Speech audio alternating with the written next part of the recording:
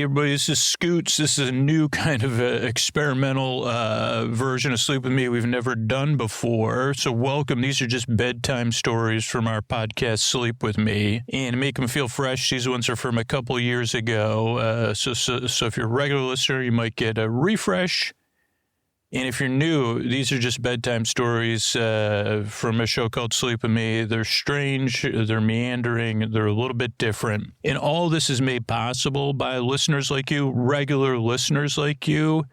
And so I just want to let you know that's how we're able to put the show out. And so if you are a fan of Sleep With Me, you listen to it on a regular basis, please consider supporting the show. You get ad-free episodes, you get ad-free story-only episodes, tons of other cool stuff at Sleep With Me Plus. That's sleepwithmepodcast.com/plus. But if you're in a position and you have some money every month, or you say, hey, maybe I don't watch that streaming service, I'd rather give it to a podcast, think about your favorite podcast. It doesn't have to be Sleep With Me, and support that podcast. If it is Sleep With Me, I consider supporting the show, would be great. But if it isn't, or there's a podcast you listen to way more, brings you a lot of value during the day, please support that podcast. Podcasting's going through a different time right now, and your favorite podcast, the one you get the most out of, could use your support the most. So consider supporting it however they request support. Just check it out, like listen to the show or check out their website, or consider supporting Sleep With Me. If Sleep With Me, you say, oh no, Sleep With Me is the one I listen to the most, sleepwithmepodcast.com/plus. Thanks.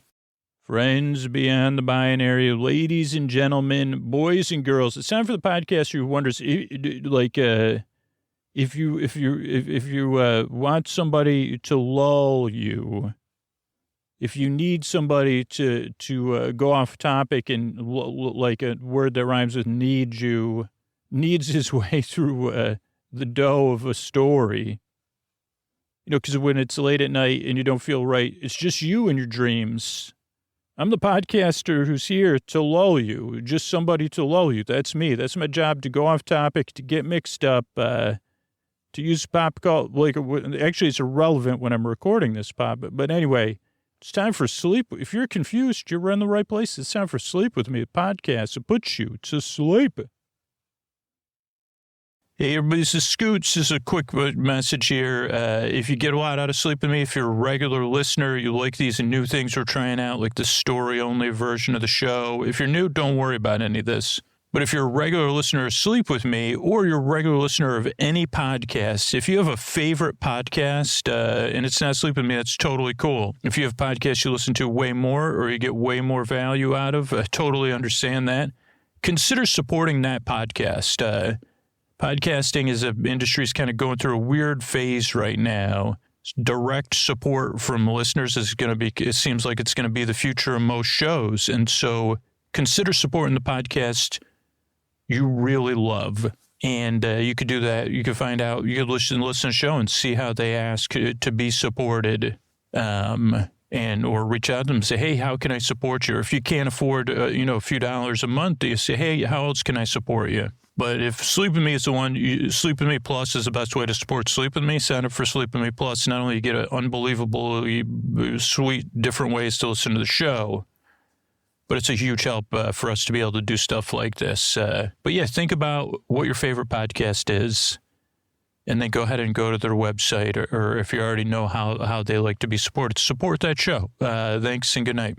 All right, everybody, it's Scoots here. It's time for our episodically modular series. It's a new one, so that's very exciting. It's one we've never done before because it's a new series. I kind of have a working title that I talked about in the second intro because I recorded the first two intros already, just how the workflow around the show works. Also buying time because I can't remember what the working title I came up with was. I mean, you could call it the big ones or the big emojis or big emojis are some of the titles that may be featured in the series. But it's going to be a tale, episodically modular. So you could listen. If this is your first episode, you're in for a treat because if you listen to the other ones and now you're listening to episode 1, don't worry. This is going to be like one of those prequels. And this is really, I'm really excited about this series. It's got exposition.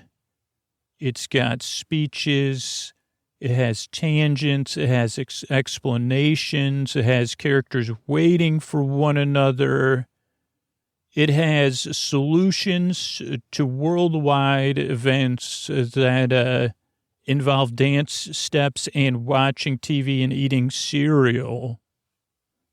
So if you never thought you could just save the world or a word by watching a cartoon, turns out in this world, maybe there'll be a tangent explaining how the backstory of that fact, comes to be a part of the story, which may be a part of the solution we eventually get to. But it's kind of stuff you could sleep through, or you could lie in bed listening to it gently, or if you need a break during the day, you could listen to it. That kind of stuff. You say, Scoots, will you be talking and telling and not showing? And I said, I'll be showing you through the art of talk and tell and speak. Speeches will come in, I don't know, technically. Monologues? Oh, boy, I'm piling on the monologues here. It's the season of I got a pile of monologues ready to go. And I also have a Hollywood announcer here ready to announce our new series, which is going to be interesting since he was listening, trying to be quiet, but his somehow, even cloaked in velvet, his smile still makes a noise that sound like an angel's wings tinkling. And I say, I don't know, am I hearing that in my head, or did the mic pick up that sound? They say every time Antonio Banderas smiles, an angel feels joy. I don't know if you've heard that phrase before. And then their wings tinkle to get, here's the thing. When an angel hears him smile, turns out humans, we can hear other people smile, especially me. I can hear Antonio smiling, among other things. But, that's one of the things they say, oh, boy, how'd you end up? What's the best part being an angel? Well, there's a lot of hard parts, but when humans smile, we feel it, particularly Antonio Banderas. We feel it so much.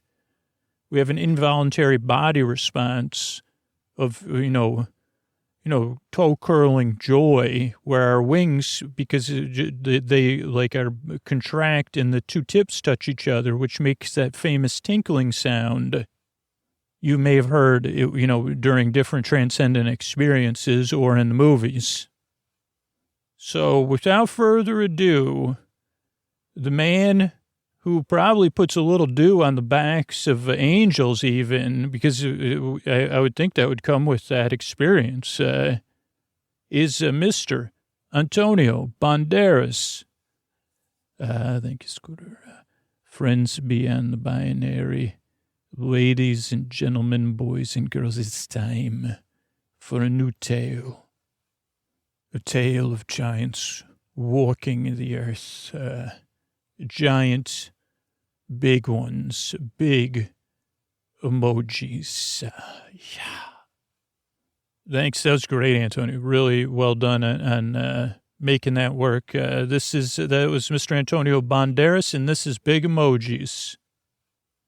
It's been so long since I've done one of these. I'm not even sure if I'm supposed to put a date in here. And I know, like a lot of times when I've done diaries in the past, it's been is this for me or for you? I guess is my question. But we're here. We're waiting for. I'm waiting for you.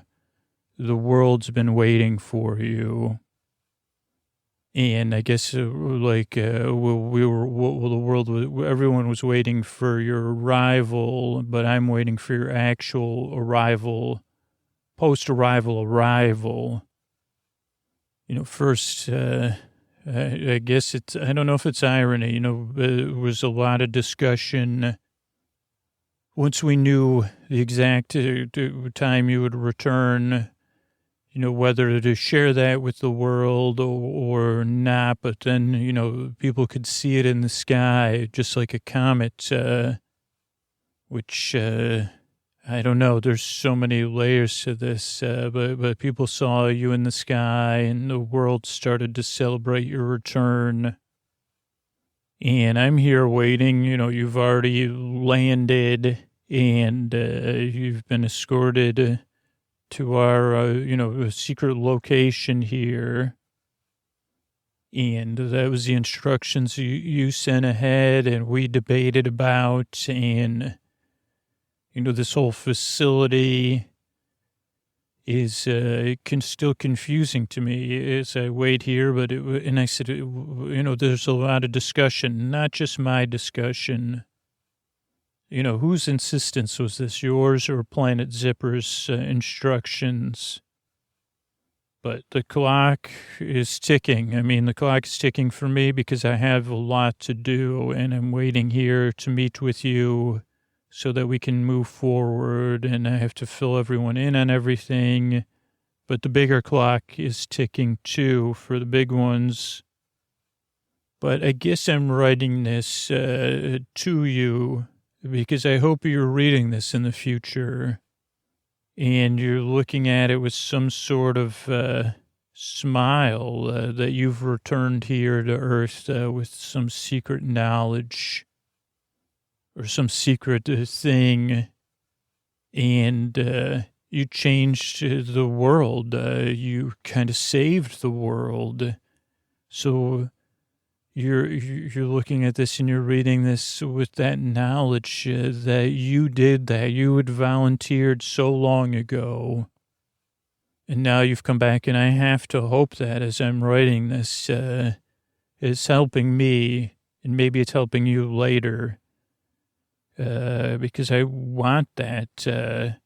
I feel other feelings too. I feel like we're waiting for them to wake up. The world is on edge. We're all a little bit on edge, waiting for the big ones to wake up.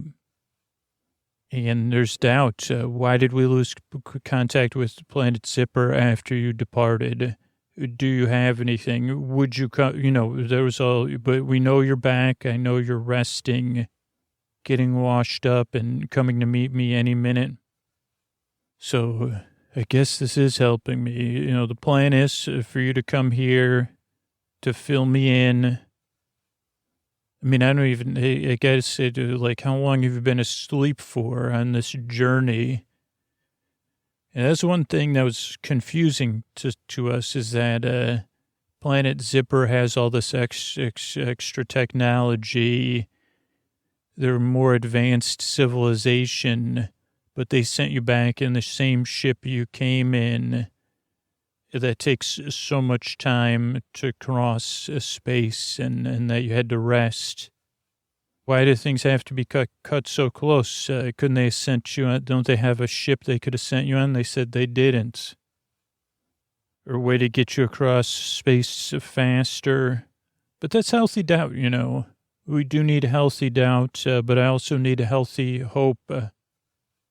So hopefully you're smiling as you read this. That gives me some confidence that you're reading this in the future and you're smiling, looking at me, writing it now, picturing me with this mix of feelings, strong feelings, wanting everything to work out, not just for myself, but for everyone in my orbit that I care about, and everyone everywhere.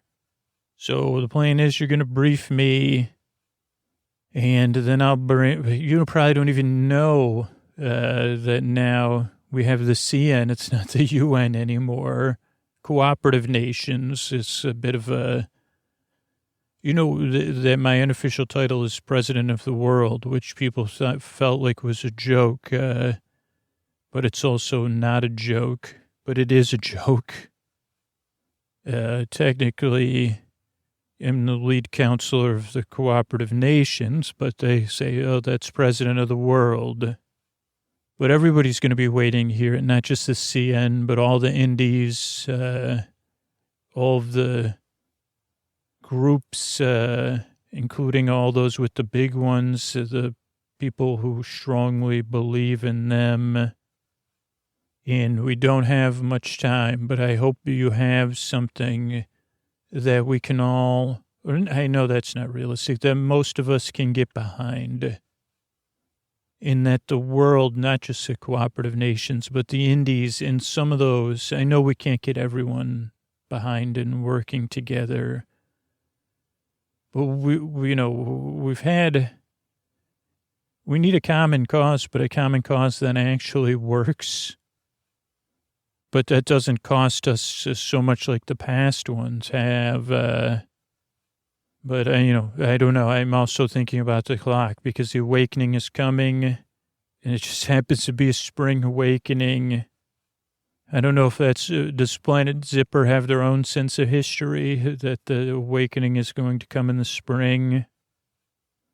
But yeah, best case scenario for me that's realistic is we learn what the plan is. You have a plan, of course, or some sort of material or device or some secret knowledge. We implement that plan. We stop the big ones or whatever it is, put them back to hibernation, send them somewhere else. Some had thought maybe Planet Zipper had a off-world solution. And that's it. Then we save the world saved from the big ones, at least. And then we get back, I guess, to the more hard work. I want to say the hard work, but this is hard work enough. But yeah, we start to stabilize things without that looming presence of the big ones. So I'm looking at my clock and I'm looking at the messages coming in. So that clock you're approaching here. And the other clock is ticking. So I'm looking forward to meeting you, but I'm also looking forward to you looking back at this with confidence and calmness and amusement because things played out so well. All right. Well, first impressions. This is my second entry. I guess thinking about that, you're going to be reading this. Or listening to it, that kind of clouds over what I would say, but I'm not known for, what are my first impressions, or where should I even start? So I should start with my first impressions of you. Like, you looked tired, obviously, but happy. Could also tell you were a bit starstruck, but also starstruck in a way, I don't know, you said you were really happy to see me. And I know that's not projecting because you said she said like I was such a fan. But it seemed to be that you could just say that, like you had some sort of happy confidence. And that put me at ease. Normally it would put me on guard, but I said, wow. And maybe it aligned with what I wrote earlier, and maybe this is my imagination, or was that you were going to make everything okay. So I guess I felt good at the time. My first impression, or my second within seconds impression was good, and I felt good briefly until you kind of started talking. And he told us the plan, but that's getting ahead of myself because first you probably want me to walk through what you asked. You said, hi, like we had our greeting, we sat down, you were assured that we had our privacy, and we walked through some of the protocols and some of the basics of what to expect next. But you already knew that because we had briefed you. Once you came into, anyway, you asked me to run through the whole history as briefly as I could from even before you left, which I guess was understandable. I didn't know if you were serious or if it was just for a conversation or to put me in a certain place. But, you also had sent that in advance. So you said you want to go over the whole history, point by point, the whole history of the B1s, or the big ones. I think you said like whatever they used to say, ELI 5 or whatever. Explain it to me like I'm 5. And then you said, like I've come from another planet and have been asleep for a long time, but I have a basic understanding human dynamics. That caught my attention because I said, is that like a joke that fell flat or something else? And you said, okay, tell me just the important parts. And so I said, okay, well, my team went through this. So we had fission technology, right? And that fission technology brought conflict because it was used in offensive ways or pre-offensive ways to express dominance. And that's what caused the first contact. And then there was fusion and Ivy Mike. And that brought more. And at first it wasn't, those two things weren't clear, but clearly those two events and other events like it we now see are causal or very related. Because after some of the accords we made and looking at it, I say this was before I was even a twinkle, might even be before even my father was alive. But, that was where they created the B1 atoll and they created Ivy Mike with that, their own sense of irony, and they buried it there. And that atoll B1 was so far away, but they all went there, all of them that were walking the earth and swimming through the earth and flying above the earth, stepping on cities and causing chaos. They all went there to be one island. And they had buried my Ivy Mike in a machine. They kept it running deep, deep, deep in the earth. And that stopped them for a time, along with the Accords, to say, hey, let's not do this. They stayed on the island, and we tried, or history tried to, I don't know, how do you stop? What is it in a human being that leads us to these choices sometimes? The quest for innovation, some's quest for dominance, some driven by being afraid, too. And things started to happen in secret. Things started to happen in the U.S. where I was from, was particularly, is to blame. Deep in secret, even from my father, people that would have been, I don't know if you can stop these things, these choices. We do have to deal with them. And as I said, one of those secrets was hidden deep in the Nevada mountain, covered up by waste, which they weren't interested in. It was supposed to be a place to store waste. And they said, oh, well, the nuclear waste on top doesn't seem to attract the B1s. And so they hid that facility deep below that mountain, where this spent material was supposed to be resting. And they worked there for some time before it caught the attention, before, we tried to keep renewing things and keep the B1s on B1 Island. And then it happened, my father and I were elected to office, the first father-daughter. It doesn't really matter, but that was just the timing. It's hard for me to separate that time and the timing and my relationship with my father.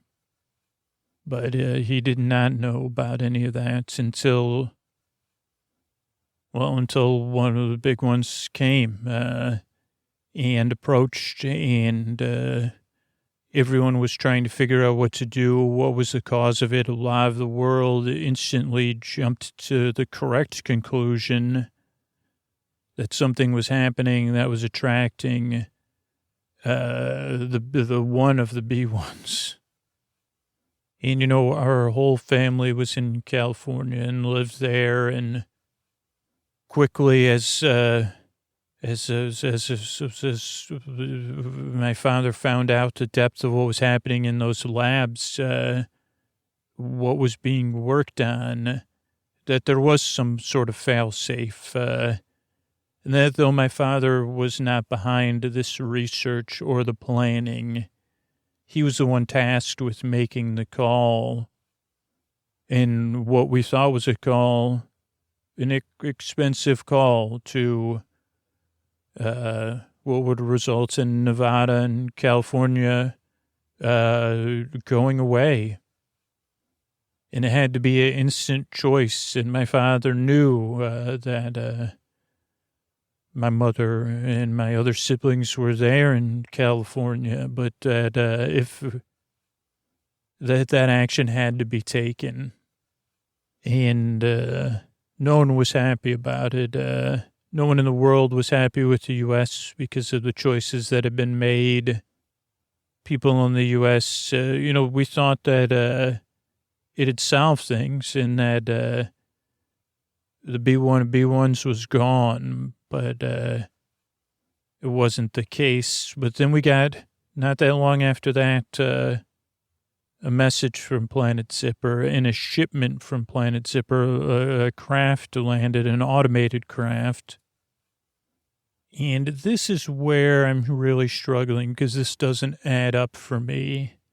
So, with what you've just told me. So, none of this adds up. So, I'm really having trouble accepting and moving towards hope and moving towards action because of this. So, we got something from Planet Zipper, a message, the big ones are going to return. It's only a matter of time. It kind of explains some things about their physiology. And that Planet Zipper had tried the same thing, similar to Big One's Island, and using a device to keep them attracted there. And maybe even that would eventually run out. But it also offered a short-term solution in a plan.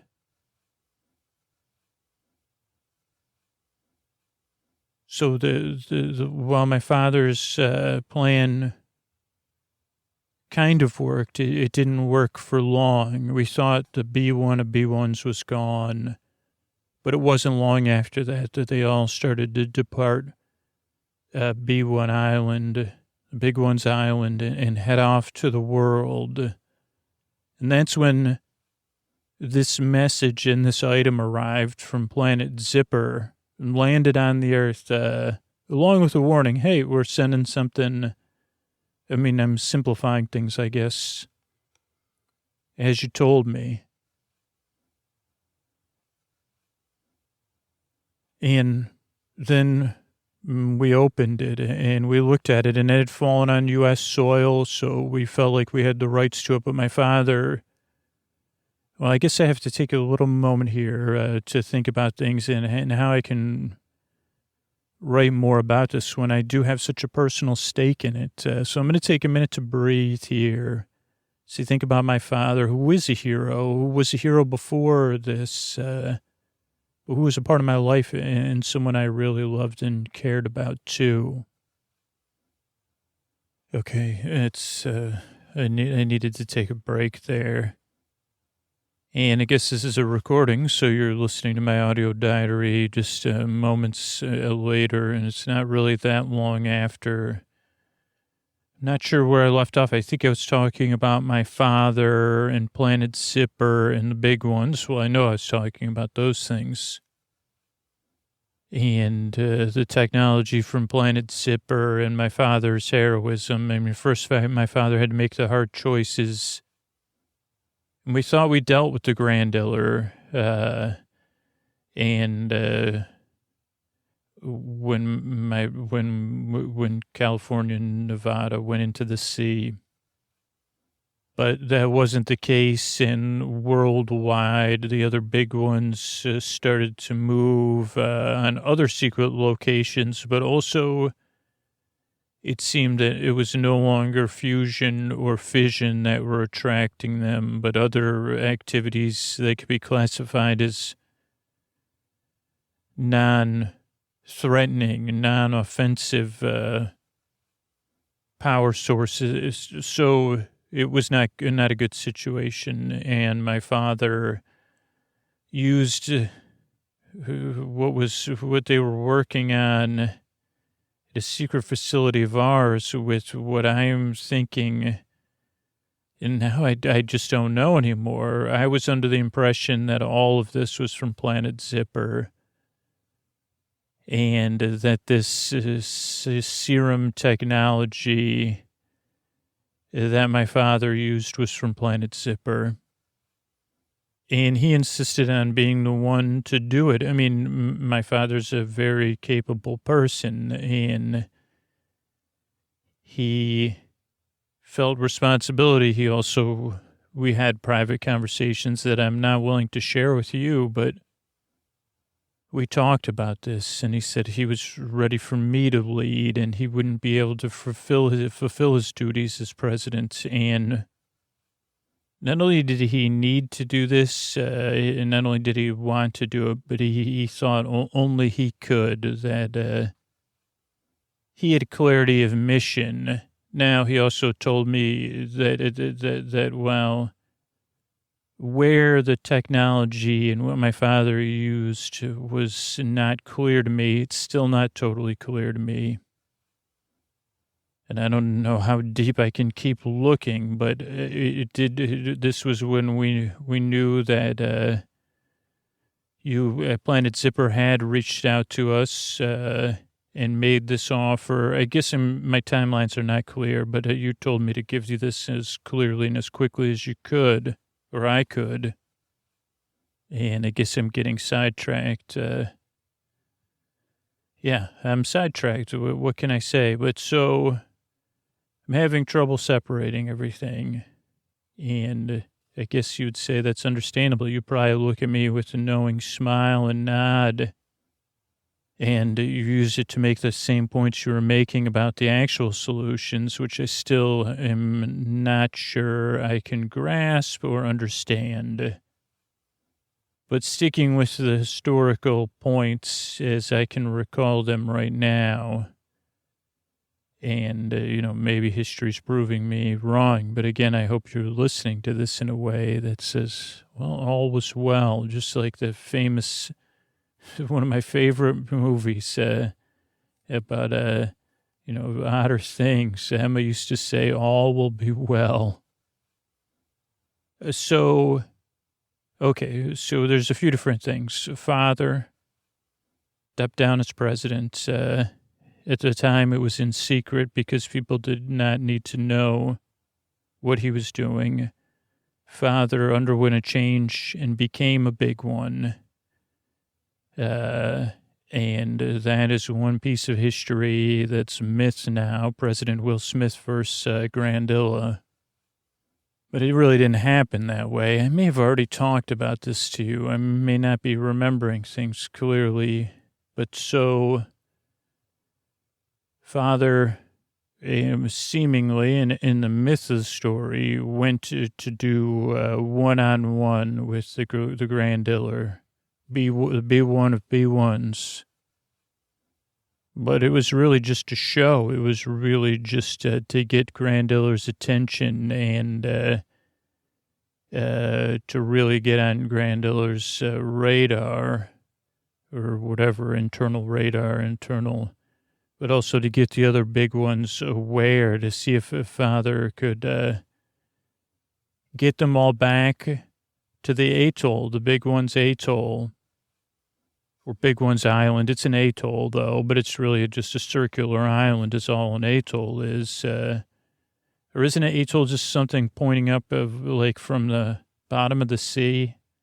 I don't know. Not important right now, clearly. I can laugh at myself. But Father stepped into myth, into heroism by getting them all back on the atoll. And outnumbered But it was all part of Planet Zipper's plan. And some of this father filled me in on before he turned things over to me, and some of it was I was told after, because I think he would have wouldn't. I don't think he would have. I don't think I would have become president if I knew all this. But you and the rest of the team was sent to Planet Zipper for a long-term solution. But Planet Zipper had reached out. Anyway, I guess the timeline isn't super important. They reached out. The first time they reached out, again, there's a lot of complications, especially here in the U.S. with trust and agendas. But when Father found out about it, he said, okay, well, this looks like a solution. I believe we can trust Planet Zipper. We'll send the astronauts there, and we'll implement this plan. We'll be ready to implement it. It wasn't like this just happened. You were all already on your way to Planet Zipper. And Planet Zipper had already said if the big ones, they warned us. They said the big ones will return, especially if you're dabbling about. I think Father found that confusing so they had a solution, which was to the whole Earth hibernation. It was some sort of beam. I don't know. They said we wouldn't understand the technology and to not worry about it. But they had something that would put the whole Earth under hibernation, and the hibernation clock would start. There was agreed upon time, and I was only told this during the countdown and past a 0 hour, which Father had already implemented. And even if I wanted to turn back or to change my mind, it wouldn't have made sense at all, because it just wouldn't have made sense. It wouldn't have worked. This plan seemed to sound. Father had got all the big ones back on Big One's Island. According to what Planet Zipper had told Father, this whole Earth hibernation would affect all beings by size. Meaning, we have some problems with some smaller beings now and their population growth. But that human beings, most mammals, we came out of hibernation at a much more rapid pace than the big ones, who are still hibernating. But as I said, the hibernation clock is ticking down, and it won't be long until they're estimated to begin awakening. And Earth scientists have kind of proven that the clock is close. The timeline you gave us is close, observing it on larger mammals. And so obviously the whole planet has been concerned about this, and it's caused a lot of upheaval, waiting for the big ones to reawaken. What are we going to do? It meant changes in governance, changes in belief systems, changes in how we treat each other. But for the majority of the people of Earth, it did mean some sort of unity and bond. It did give us a common goal. And even though with the dissolution of most of the existing countries before, there is, much like the UN, the cooperative nations, or the cooperative nation, I guess, if you're using the old language and the old way of looking at things. But now that it's gotten closer and we don't have a clear solution, we've been awaiting your return, and everything we've theorized and everything we've worked on, it's been mostly, well, what can we do to mitigate? What can we do to defend ourselves? Where could we hide? And Is there any way to work together with the big ones? Again, with the Ivy Mike idea of burying that below and doing that and hoping that would work again. But knowing what we knew from the last time is that we needed some sort of long-term solution, because it doesn't seem like coexistence with the big ones has ever been an option. And so that's where we were, I guess, waiting the return. It was a long time ago you left Planet Zipper. Again, like I said, I can't believe that for a planet so advanced, they'd send you back in the same ship at the same rate where you were sleeping and we were waiting. But I guess it fit with the timeline of the hibernation anyway. Again, we still don't know much about Planet Zipper, and we lost contact with them. And they said that you're the only one returning. And you said you haven't seen the other members of your team in a long, long time, that you each went to a different station on Planet Zipper. So there was a lot of questions, but there was a lot of hope too. Hope of someone flying in from another planet and saving the world. Like I said, maybe you'd do the same thing my father did, but in an offensive way and not as a distraction. And again, or maybe we could have equal numbers instead of just my father facing the big ones alone, and or turning the big ones, get like some of the other myths. Oh, well, we could, like some of those movies. Oh, this one loves humans. Or these two are arch enemies. And they do some disagreements on, they did have a lot of those on Big One's atoll. But in the end, we've been waiting for you. And you came back. I don't know. And we thought that everything would be solved. And I guess a little too hopefully we tried to temper our expectations that it might not be a complete solution, or there might be some sort of sacrifice. But what you've told me today, even though we've been implementing it in secret, I thought it was something, the instructions from Planet Zipper,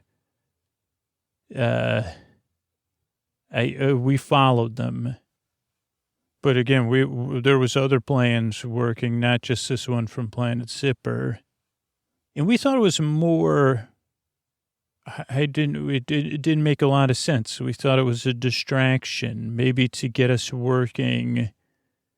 But you had us in secret set up an entertainment company with cartoons and cereal and toys and podcasts and music, all about the big emojis. All about songs and feelings and dance. And it's very popular with the children of the world. It's translated and broadcast and produced in many, many different places locally. The funding was there. I guess people would have been surprised that it was funded by the former United States and some other assets we've been able to acquire, and that you pointed out to us that we could find.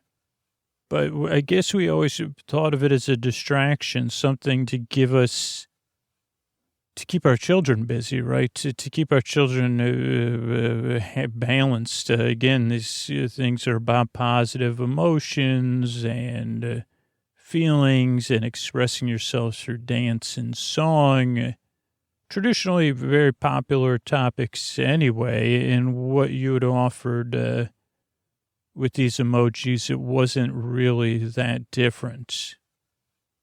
And so when I sat down with you, and after we went through this and there was some time, and you smiled, you sipped at your tea, and you laughed, and you said, okay, well, listen, can you give me back? What's the plan? And then you wanted to talk about how I was feeling and how I was feeling about talking about my father and talking about hope and what's next. And I didn't really want to talk about those things, mostly because I had other clocks that were ticking, other responsibilities and other people to report. The whole world was waiting. That's mostly why I didn't want to talk about how I was feeling, but you wanted to talk about how I was feeling to point me in a certain direction. And then you said, back up and let's talk about fission and fusion. And what do I feel about that? Or what do I think the world felt about that? What temperature? And I said, I don't know, cool, hot. What do I feel in my body? I feel queasy. I feel trembling. What would you call those feelings related to fission or fusion? Fear, tension, something much stronger than that. And you said, would you say they were scary? I say, yes. On some level, they are scary. And you said, well, even though you haven't been around in a time of fission or fusion used offensively, except people trying to figure it out. And I said, yeah, of course, like it's a normal human feeling, right? And we talked about that. And you said, yes, this is a normal, healthy reaction. But I couldn't understand your point. I said to you, I'm not sure I understand what kind of point you're making. Where are you going with this? And you said to me, the how does not matter. Can you feel those feelings and say the how does not matter if how you're feeling is the why? And I really was having trouble with other feelings because I was feeling frustrated because wasn't sure if you were not good at communicating, you were being oblique on purpose, or I was in a place where I just wasn't hearing and understanding what you were saying. I mean, now, even a few minutes removed, I think I understood clearly what you were saying. Maybe I just didn't want to believe it, so I couldn't. I guess because I can't understand it. But luckily I said, could you say it to me in a different way? And you said, okay, how we're feeling about things, how we're feeling or how we've felt as a planet dealing with fission and fusion and the knowledge of the consequences of those things. Maybe even deep down, during the Cold War, during the WWs, or you said, you know what I mean. Afterwards, after the Cold War, it's, those are strong feelings, right? You said it to me and you said, that's the why. I just want you to think about that. That's why. And I said, that's why what? And I said, you'll see. You said that to me. You'll see, but you have to set aside the how for now. But you might not understand why the why, but you understand what I'm saying. That if that's the why, then you could set aside the how for now. And again, we kept going back and forth. How does this, what does this have to do with anything? And then it hit me, and I went silent in our conversation. And I said, wait a second, is your point here that our feelings are attracting the big ones? Like it's not the fission or the fusion that are attracting the big ones. It's our feelings about the fission or the fusion that are attracting the big ones. You didn't say anything, but you didn't indicate that it was affirmative or negative. And then I said, so you're saying if we could not be afraid, if we could not be scared, if we could not be in a resentful disbelief that people still go forward looking to use these offensively, that the cost and the costs, even before the big ones, but now with the big ones involved, you're asking me not to feel those things? Are you telling me that if we don't feel those things, the big ones won't come? And you said, no. You're close, though. You're very close. And he said, that's the why. And you have to set aside the how. And I said, the why is because we feel strongly about these things. So you're not saying it's an attraction, you're saying it's a manifestation. That's not, again, I guess the how is not possible then. I mean, the appearance of every big one lines up with those changes in technology or each stage of development, another big one. But you're saying they're not attracted to the fission or the fusion, the radiation. They're attracted to the radiation of our feelings. But then you're saying, no, it's not the radiation of our feelings that's attracting them. It's the radiation of our feelings that's creating them. That they're a manifestation, a true, concrete manifestation of our feelings. But there's no way that's possible, is what I said to you. And you said, again, just for the time being, set aside the how. And I said, I can't set aside the how and then conclude that it's true because it's impossible. And I said you're asking me to set aside the how to believe that the big ones are a manifestation of our very, very real and understandable feelings. I don't know how to make any sense of that. And you said, okay, here's another thing. I want you to close your eyes and breathe for a second. And just pause. And when you think about the grandiller, or you think about the big ones, the sounds they make, the way they move through space. I don't mean outer space. I mean, as they go through a city, or the first time you saw the grandiller in person, what other feelings, other than the ones that are aligned with what we're talking about, did you feel? I said, unreality, awe, wonder, surprise, shock. And you said, right, it was a surreal experience, but an experience of awe and wonder, but also surreality because of all your time on Earth and all of your understanding of human history of the planet Earth, all species. You don't have a frame of reference, so it seemed impossible to you, even though you were witnessing it in the moment, and even though you know the history inside and out, you have a personal connection to it. Even seeing it and being there, it seemed impossible. How could this be? And I said, yeah, this is so. You're telling me that our feelings are causing the big ones, creating the big ones.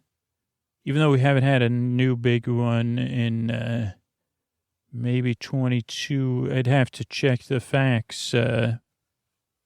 So what's our plan? To just unmanifest our feelings? If what you're saying is true, what do we even do? What is the plan? If our feelings are magnets and creators, you said, well, you can't not feel, right? When you don't feel, you feel it even stronger. And then we got into it. You took me down another rabbit hole of like, oh, wait a second. Is those repressions, when we were repressing those feelings, was that what was manifesting the big ones? And I almost bought into it for a time. And then I realized I had to present this. We had no plan. And he said, don't worry, we have a plan. And they said, so what you're saying is that these big ones, in some sense, if we put aside the how and the why, they just appear out of nowhere because of our feelings. And you said, no, you're getting caught up in the how. And maybe you should focus on the what we should do. That's what I'm trying to get you focused on. And I said, what do you mean? And you said, well, okay, so if the big ones are manifesting from our feelings, then we should what? And I said, stop our feelings, hide our feelings, change our feelings, lessen our feelings, block our feelings. And I went on and on and on, and I got more and more frustrated. I said, yeah, you're having some strong feelings about this. I said, yeah, this metaphor is not doing it for me. And you said, okay, what if there's two things that are true here, even with no matter what we're saying, but our feelings are manifesting the big ones. And having feelings is normal, it's healthy, it's rational. It's an essential part of being human. And being human on the same planet as big ones is going to have even more feelings. The feelings are important. And I said, okay. And you said, but those aren't the only things we feel. Those feelings about the big ones or about fission or fusion, those aren't our only feelings. And again, if we set aside the why haven't our other feelings manifested something? Or can our other feelings manifest someone? What if I knew that they could? And then the time was up. We were interrupted, and I had to buy us some time so we could sit down. And I know we're going to talk again soon, but for now I have to lie down. You said, well, I guess it's time for both of us to get some rest. And I just have to lie down and clear my mind for a little while before I make this presentation. And I guess I'll say that you're still recovering from your travel across space, but that you do have a plan. I don't know what I'll say, but I do need to rest for the time being. And then again, I know I have to, why did I say I know? I know you're listening to this, and I know you might have strong feelings too now, but I hope those feelings are generous ones, and you're smiling. Maybe you looked up an image of the smiling Emma Otter saying, all will be well, because that makes me feel good right now. And I want to thank everybody that became a patron recently. John, Marla, and Marlena. Thank you. Thanks, and good night. Abby, Kira, and Christopher. Thank you. Thanks, and good night. Mary, Cheryl, and Asia. Thank you. Thanks, and good night. Josie, Honor, and Christy. Thank you. Thanks, and good night. Paulo, Karen, and Annabelle. Thank you. Thanks, and good night. Philip, Aaron, and Christy. Thank you. Thanks, and good night. Jane, Shelby, and Karen. Thanks, and good night. Gina, Jonathan, and Katie. Thank you. Thanks, and good night. Brad, Emily, and Jasmine. Thank you. Thanks, and good night. Danielle, Virtua, and Taylor. Thank you. Thanks, and good night. Jeannie, Neil, and Mallory. Thank you. Thanks, and good night. Gabriel, Richard, and Jennifer. Thank you. Thanks, and good night. Jen, Jeremy, and Jamie. Thank you. Thanks, and good night. Brendan, Nancy, and Cody, and JH. Thank you. Thanks, and good night. Thanks, everybody, for supporting the show on Patreon or for supporting the sponsors. That's how we're able to be here for you free twice a week. And we grow as a podcast by people spreading the word about the show. You could get rewarded for spreading the word about the show by joining our referral program at sleepwithmepodcast.com/refer. And now we have over 350 episodes in the free feed. And this is kind of, hopefully this chill tuck you in sponsor will remind you, there used to be only 200 episodes and now there's over 350 for free. Thanks. Hey, everybody, this is Scoots with a tuck you in message here for our bedtime story podcast. We're trying out, and I kind of said this, free way to support Sleep With Me and bedtime stories from Sleep With Me is join our referral program, sleepwithmepodcast.com/refer, R-E-F-E-R. You get rewarded for introducing people to a free version of Sleep With Me, including access to Sleep With Me Plus. But most of all, just think about what your favorite podcast is or one of your favorite podcasts, and then support that podcast. It doesn't have to be Sleep With Me, but just to support your favorite podcast because they could use your support right now. And if you decide, Sleep With Me is actually my favorite podcast, well, wow, blushing, seriously, even though it's imaginary here in this context, and support it at sleepwithmepodcast.com/plus. Or listen to a show you love and see how they want to be supported. Thanks.